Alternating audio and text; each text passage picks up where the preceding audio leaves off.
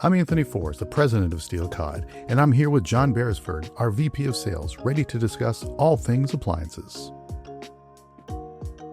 So John, this is one that I struggle with because I try not to get too technical on the floor with the customers and watch their eyes glaze over.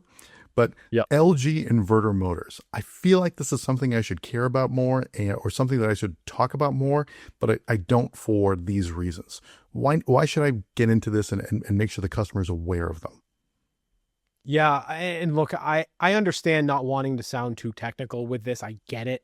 But inverter motors are one of LG's strongest advantages, and it's they matter so much that they really can help you explain why LG appliances behave so differently across multiple categories. I mean, they're using this not only in, laundry and things like that, but also in refrigeration. I mean, these are things where customers do want a different story and they're chasing after longevity and serviceability and things like that.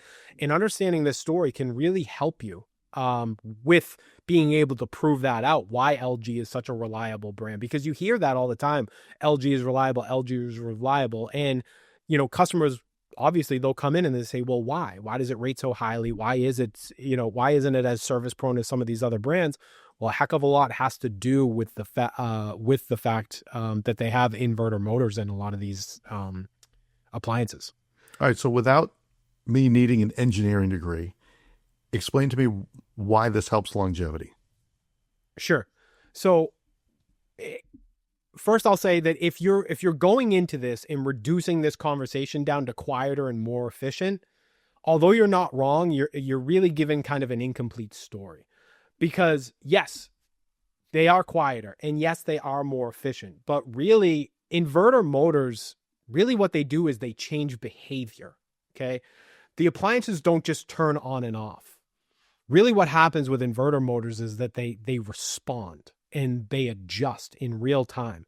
They also have less component parts, right? So they're made with fewer pieces. We know that fewer pieces means less risk of breakage or repairs or anything like that. This thing maintains consistency instead of just cycling on and off aggressively like we're used to with all of these other appliances that are out there. So that's the best explanation without getting into really the technical nuts and bolts that nobody wants to do. If you can kind of earmark that part of this and remember that, that's all you need to say, is that it responds, it adjusts, and it maintains consistency instead of cycling on and off aggressively. People can wrap their head around that. To give it something that's almost a comparison. So if you took the same appliance and pulled the inverter motor out and put a more traditional motor in, would I see a difference in whether it's longevity or performance, or where would I see a difference?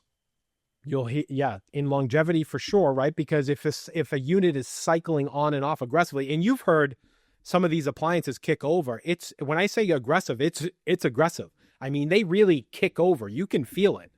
It's almost like a horse kick sometimes when some of these things come on. I mean, you know when it turns on and when it turns off.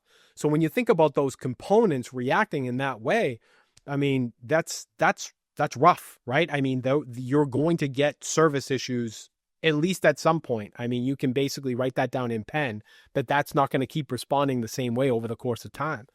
With these units, because they don't cycle on and off that same exact way, it's much easier on the components, which again, I'll point out are less. There are far less components in an inverter motor than there are with these ones.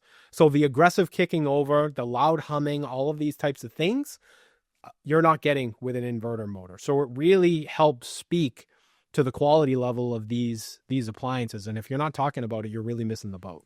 So fewer parts should be better longevity. I'm not going to hear quite as much. Any performance difference, or it should be performance-wise should be about the same? No, the features, it affects how features perform, right? It affects how noise presents itself and really just how the machine feels overall in daily use. Everything is just so much smoother. Skipping that motor conversation is going to remove context from everything that we're talking about, right?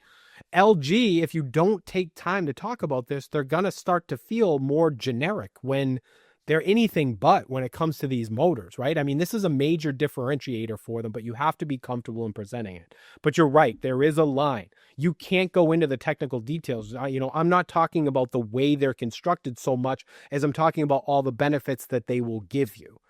You don't really sell the motor. You're really selling what changes because that motor is in there. That's a really good way to approach the conversation.